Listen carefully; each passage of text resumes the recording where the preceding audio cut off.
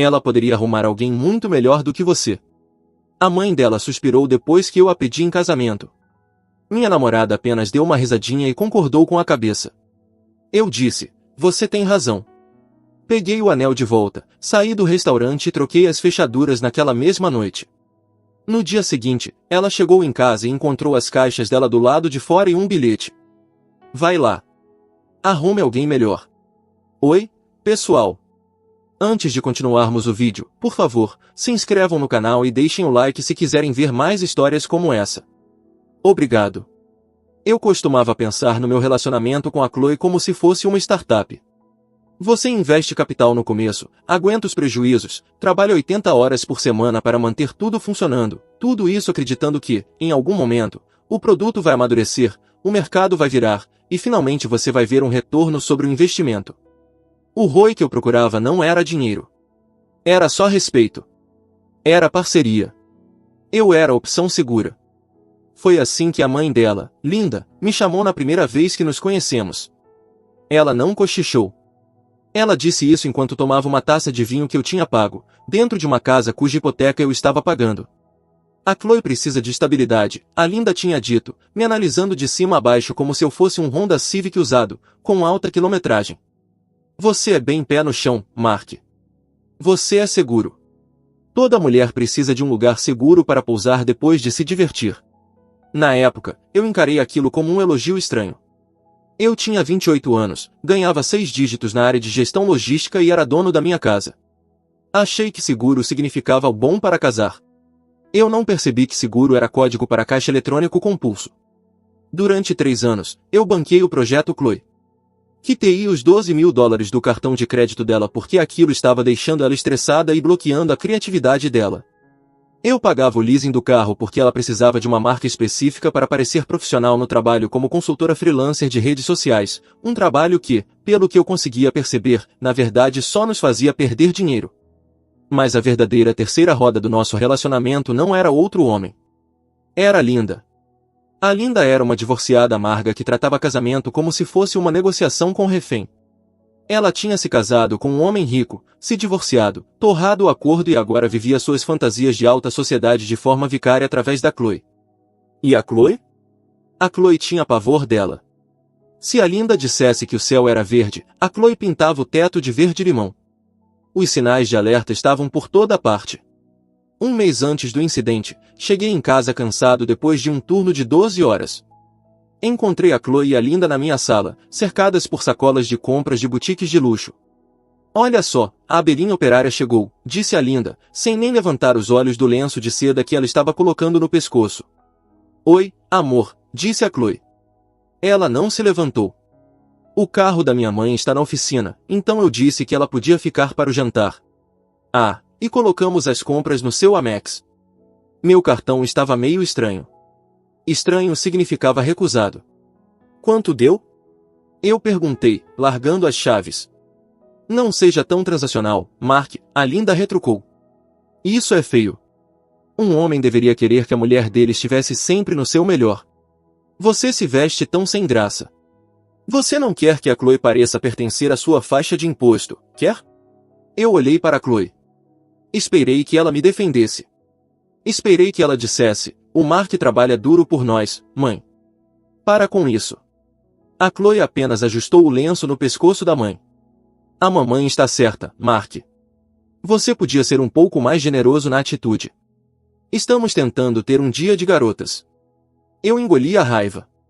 Disse a mim mesmo que era só estresse. Eu disse a mim mesmo que, quando ficássemos noivos, quando fosse oficial, a dinâmica mudaria. Eu seria o marido, o chefe da casa, e a Linda ficaria em segundo plano. Eu fui um idiota. Decidi pedir a Chloe em casamento no aniversário de 27 anos dela. Fui com tudo. Comprei um anel que custou mais do que o meu primeiro carro, uma aliança de platina com um diamante que precisava de seguro. Foi um aperto financeiro, mas eu queria silenciar a voz da Linda na minha cabeça. Eu queria um anel que gritasse, eu não sou só seguro. Eu sou bem-sucedido. Reservei uma mesa no Le Jardin, o restaurante francês mais pretensioso da cidade. As reservas tinham fila de 3 meses. Traje obrigatório. Na noite do jantar, eu estava nervoso.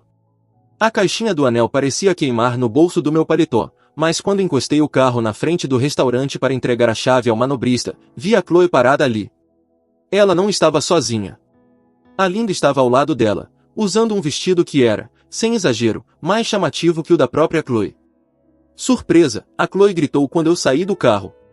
A mamãe estava se sentindo sozinha hoje à noite, e eu não podia deixar ela em casa com um jantar de micro-ondas no meu aniversário. Pedi para a recepcionista colocar mais uma cadeira. Meu estômago afundou.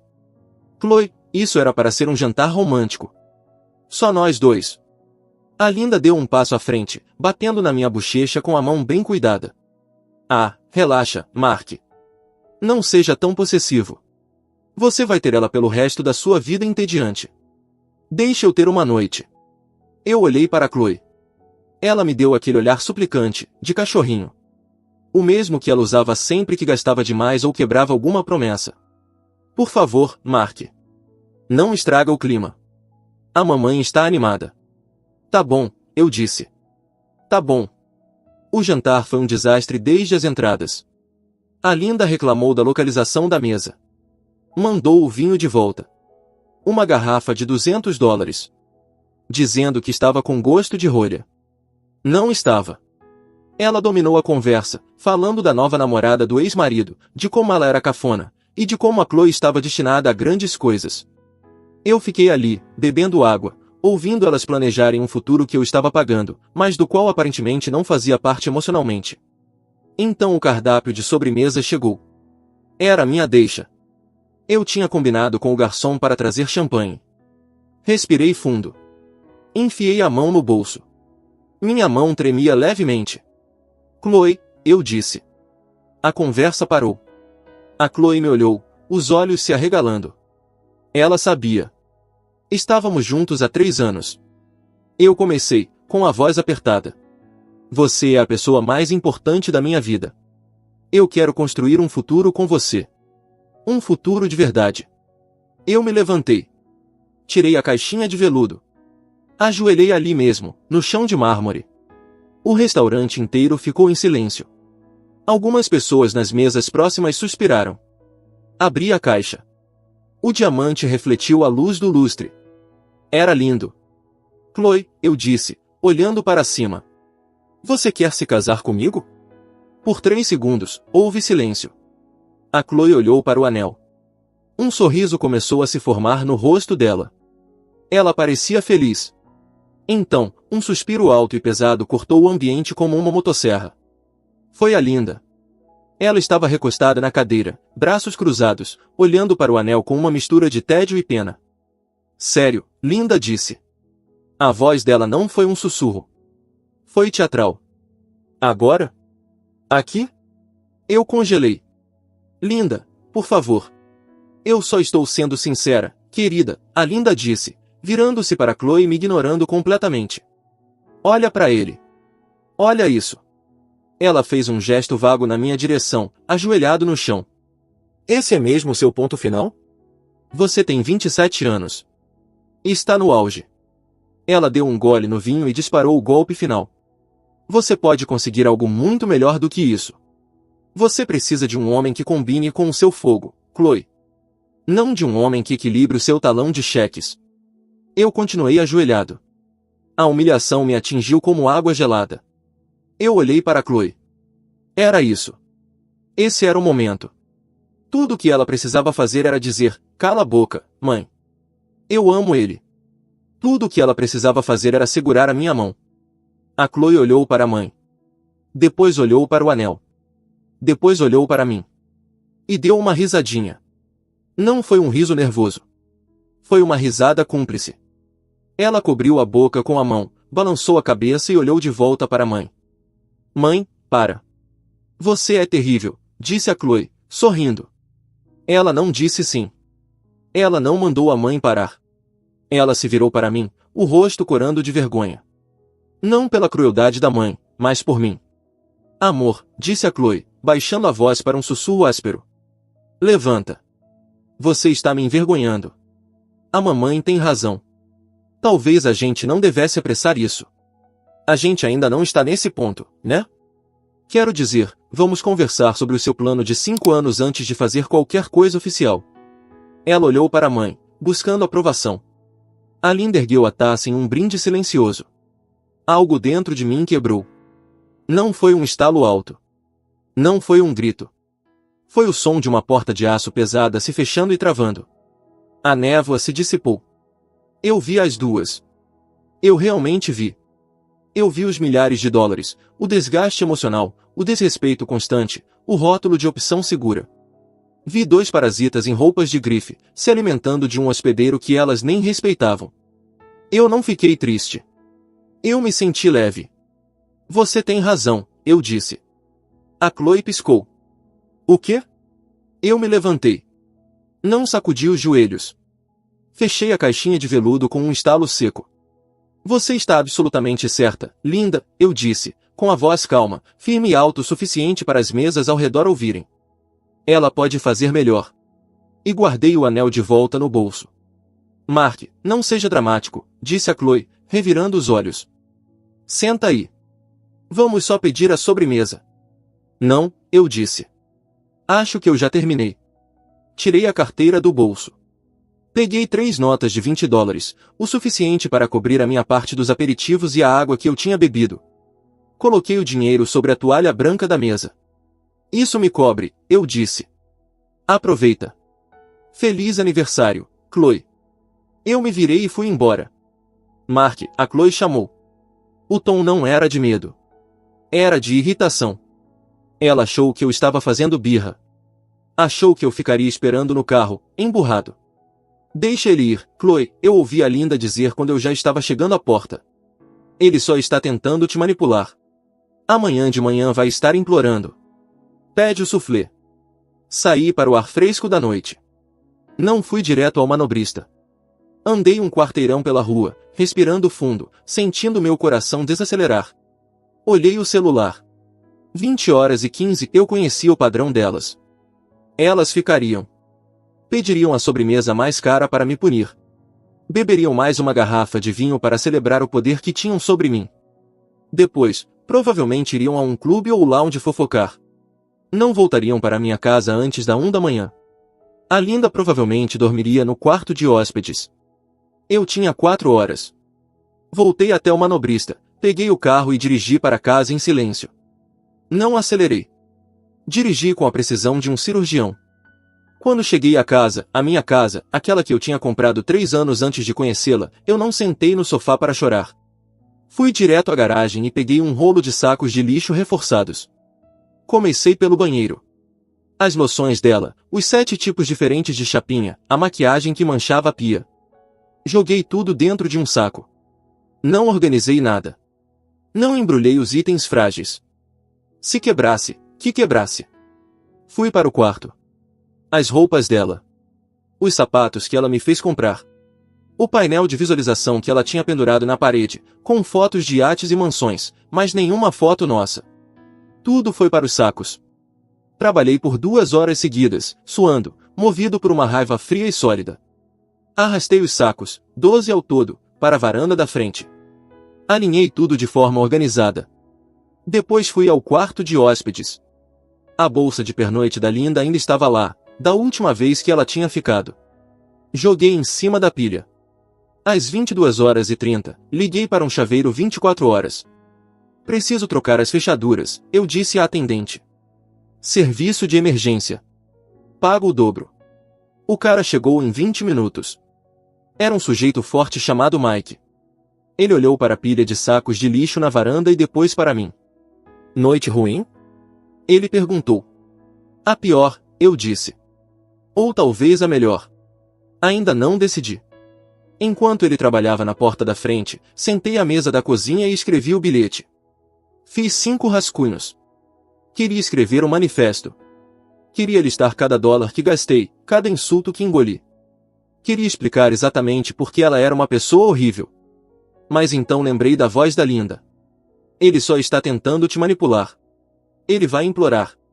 Qualquer emoção que eu demonstrasse seria combustível para elas. Raiva era atenção. Tristeza era fraqueza. Eu precisava virar um fantasma. Peguei uma caneta permanente e um pedaço de papelão de uma das caixas de sapato dela. Escrevi 3 palavras. Vai fazer melhor. O Mike terminou as fechaduras. Paguei $350 em dinheiro. Você é o dono? Ele perguntou, me entregando as chaves novas. Único proprietário, eu disse. A escritura está só no meu nome. Ela era hóspede. Bom, ele disse. Assentiu em direção aos sacos. Boa sorte, irmão. Colei o bilhete no saco do meio. Apaguei a luz da varanda, entrei e tranquei o ferrolho. O barulho pesado e sólido do trinco fechando foi melhor do que qualquer sensação que aquele anel de noivado já tinha me dado. Fui até a geladeira, peguei uma cerveja e sentei na sala escura. Meu celular começou a vibrar às 23h45. Era a Chloe. Chamada perdida. Chamada perdida. Mensagem. Você está sendo muito infantil. Vem buscar a gente. O carro da minha mãe ainda está na oficina e os Ubers estão caros. Fiquei olhando para a tela. O eu de antes teria pedido desculpa. O eu de antes teria voltado dirigindo, chapéu na mão, implorando perdão por ter estragado a noite dela. Bloqueei o número. Depois bloqueei a Linda. Depois bloqueei a irmã dela. Depois bloqueei a melhor amiga. Sentei no silêncio da minha casa. Pela primeira vez em 3 anos, o ar parecia limpo. Adormeci no sofá. Acordei às 2 da manhã com o som de socos na porta, gritos. Era o berro abafado e histérico de uma mulher que acabou de perceber que o caixa eletrônico parou de funcionar. Mark, abre essa porta. Minhas coisas estão lá fora. Você não pode fazer isso. Era Chloe, e ao fundo, a voz estridente da Linda. Eu te disse. Ele é psicótico. Chama a polícia. Fiquei deitado no escuro, olhando para o teto, ouvindo elas descarregarem a raiva contra a porta de carvalho maciço e o ferrolho novinho em folha. Não me mexi. Não falei nada. Apenas ouvi. Em algum momento, os golpes pararam. Ouvi o som de uma porta de carro batendo, provavelmente um Uber bem caro, e o silêncio voltou. Fechei os olhos e dormi como um bebê. Na manhã seguinte, acordei com o nascer do sol que parecia mais nítido, mais brilhante e mais limpo do que qualquer coisa que eu tinha visto em anos. O silêncio da casa era absoluto. Nada de reality show berrando na sala. Nenhum comentário passivo-agressivo sobre como eu mastigava a torrada. Só paz. Enquanto fazia café, chequei as imagens das câmeras de segurança. O vídeo das 2h15 da manhã era cinema puro. Chloe e Linda na varanda, no meio dos sacos de lixo, parecendo 2 guaxinins pegos no facho de uma lanterna. A Linda apontava para a porta, o rosto contorcido num grito que o microfone mal captava. A Chloe estava chorando. Não aquele choro bonito, de uma lágrima só, que ela usava para ganhar joias, mas um choro feio, rosto vermelho, desesperado. No fim, elas colocaram os 12 sacos no que parecia ser um Uber XL e sumiram. Eu não senti culpa. Senti como se tivesse removido cirurgicamente um tumor. Fui trabalhar mais cedo. Avisei o RH que tinha havido uma mudança no meu status doméstico e removi a Chloe dos contatos de emergência. Liguei para o banco e cancelei o cartão adicional que eu tinha dado a ela para compras de mercado, que normalmente significavam Sephora. Às 10 horas, a recepcionista ligou para minha mesa. Mark, tem uma jovem muito alterada no saguão. Ela diz que é sua noiva. Não tem crachá. Eu não tenho noiva, eu disse com calma. Se ela não sair, chama a segurança. Ela está chorando, Mark. Está fazendo um escândalo.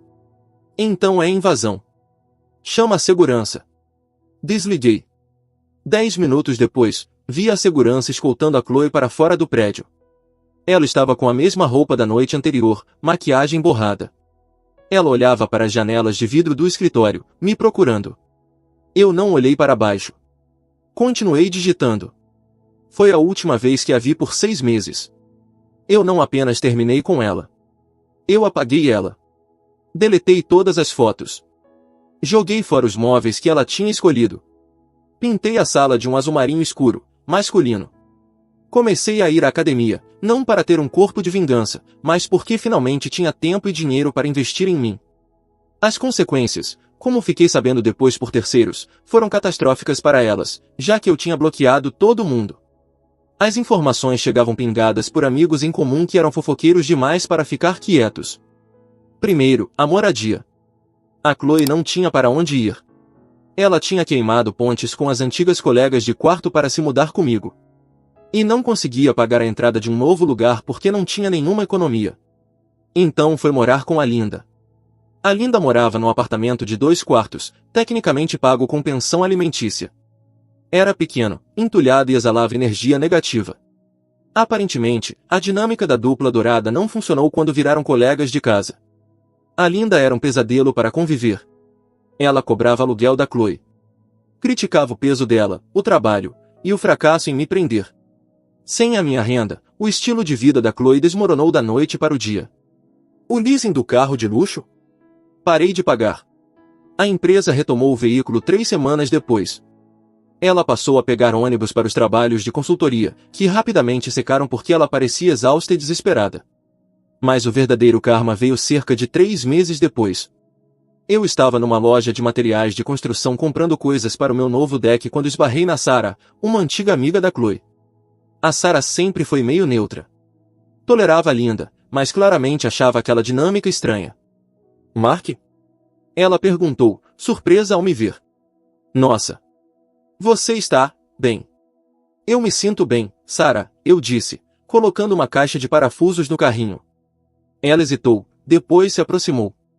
Olha, eu provavelmente não deveria te contar isso, mas você soube do upgrade? Dei uma risada curta. Do quê? A Linda armou tudo, ela sussurrou. 1 mês depois de você, sabe, expulsar elas. A Linda disse para Chloe que ela precisava voltar ao mercado e encontrar um homem de alto valor. Arrumou um cara chamado Julian. Disse que ele era investidor de cripto ou algo assim. Eu me encostei na prateleira. Deixa eu adivinhar. Não era. A Sarah fez uma careta. Bom, ele era rico. Ou parecia ser. Levou as duas para jantar. A Linda ficou babando. Ele dirigia um Maserati. A Chloe achou que tinha ganhado na loteria. Postava tudo no Instagram dizendo que finalmente tinha encontrado alguém do nível dela. E ele era um golpista, Sarah disse. Tipo, literalmente um estelionatário. Ele namorou a Chloe por 6 semanas, convenceu ela a pegar um empréstimo pessoal para investir na nova moeda dele, e depois sumiu. Levou o dinheiro, deu ghosting e deixou ela com uma dívida de $15.000. A Linda está furiosa porque ele também usou um dos cartões de crédito dela. Senti uma satisfação fria e pesada se acomodar no meu peito. Que pena. Ela está numa situação ruim, Mark, a Sarah disse em voz baixa. Ela está trabalhando num dinheiro agora.